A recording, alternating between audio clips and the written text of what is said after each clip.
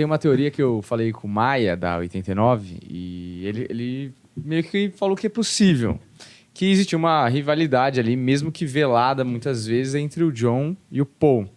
E um comediante ouviu uma vez ele falar que um dos motivos pelo qual ele acha que o John quis sair foi a parada dele estar perdendo uma batalha do single, lado A, lado B.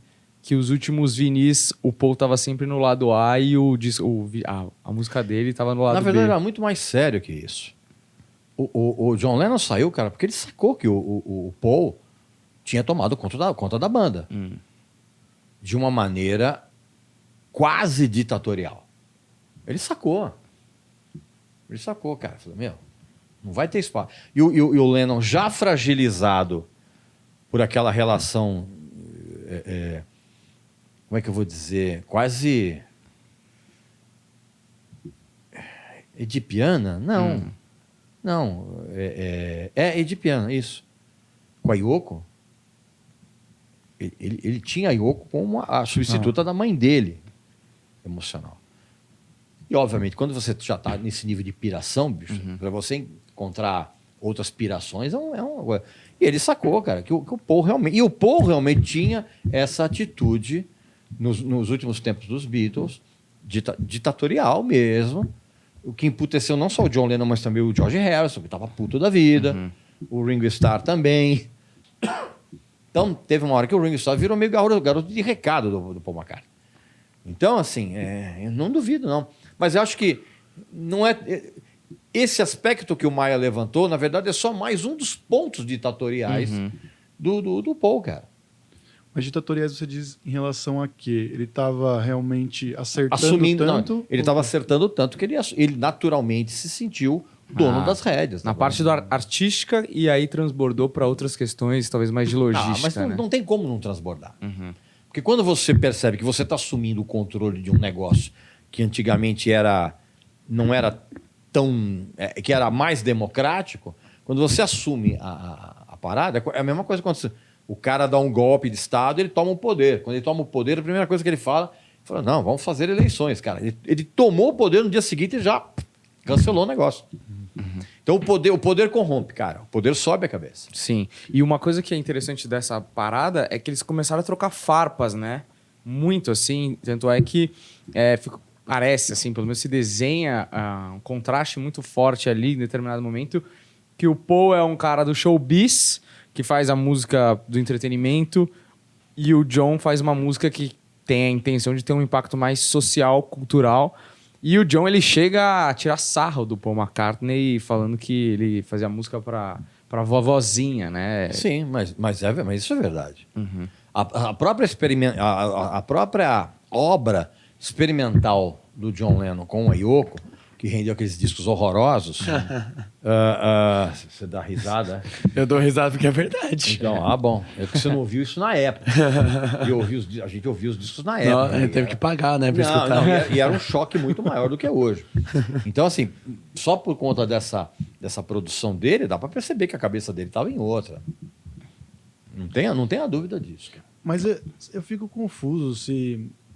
Porque eu acho que a produção do Paul ela é bem diversificada também. Nesses momentos que eles deram as viradas, ele virou junto. Então, mas isso você analisando sobre o aspecto comercial hoje. Porque você sabe que o Paul McCartney foi o cara, comercialmente falando, mais bem sucedido dos Beatles. Pós-Beatles. E quando eu falo comercialmente, bem sucedido comercialmente, eu nem me refiro ao começo. Porque o começo da carreira só do Paul McCartney não tinha grana nenhuma. Estava tudo preso pelos contratos da Apple. Tem um livro chamado Man on a Run, que é a história, é a biografia do Paul McCartney pós-Beatles. Cara, é um livro sensacional. Porque ele conta exatamente o fato do Paul, por exemplo, estar morando no interior da Inglaterra, numa fazenda, sem ter dinheiro para comprar pão. Tinha que pedir emprestado pro pai da Linda.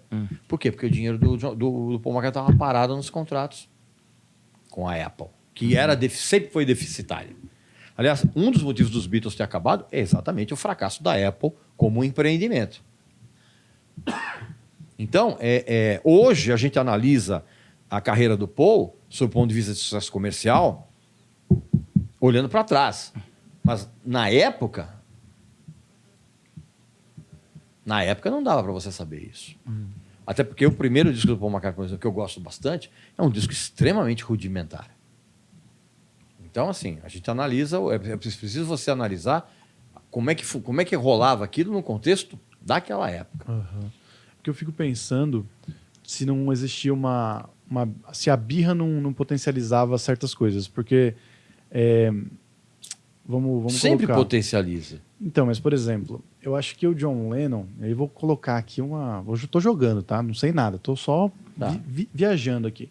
O John Lennon, em algum momento ali, todos eles foram para a Índia, todos eles pregavam a paz, contra a guerra, todos eles estavam nessa vibe. Mas o John Lennon, ele foi um pouco demais. Sabe, tipo, o Thiago York dançando agora? Sabe, esse negócio de vão me rasgar e...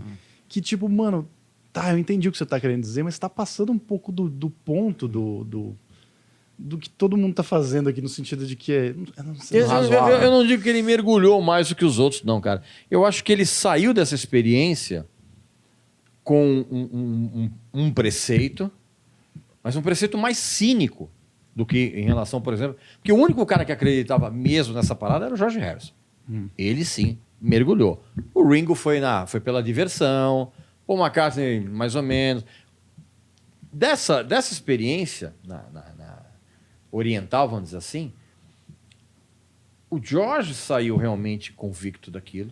E o Lennon saiu, cara, mas ele manteve o cinismo que ele sempre teve. Então, essa coisa do discurso pacifista... Tanto que você vê que o discurso pacifista do John Lennon veio depois que os Beatles acabaram. Outra influência oriental, né? As pessoas têm... Sabe o que eu acho, cara? A gente precisa parar de dar a importância para Yoko que ela não teve. Todo mundo fala, os Beatles acabaram por causa da Yoko, não sei o que. Não, nada disso. A Yoko era levada para lá pela mão pelo John Lennon, que o John Lennon falou, cara, se a Yoko não tiver, eu não vou. Por isso que os Beatles toleraram, os outros caras toleraram. Porque o cara estava numa trip de infantilização tão grande que ele não conseguia ficar num ambiente sem Yoko. Agora, Yoko dava palpite em coisa... Você acha que o Paul McCartney ia deixar isso? Paul McCartney, inclusive o Paul McCartney, centralizador como ele sempre foi, imagina.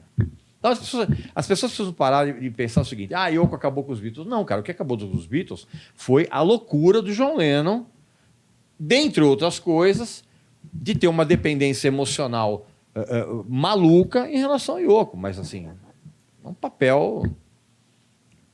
que não tem que ser superestimado. É lógico, né? O trabalho é dele. Se ele, por acaso, ouviu alguma coisa e tomou alguma conclusão, é culpa dele, né? A banda é dele, então não tem nada a ver com E o isso. tamanho da parada, o tamanho que tava, pra acabar, não ia ser um fato, né? Iam ser diversos fatores que iam acabar colidindo, porque... Você imagina, você tá numa banda, tá tudo bem. A sua mina tá atrapalhando o resto da banda e vai terminar esse negócio gigantesco da sua mina. Né? Não, né?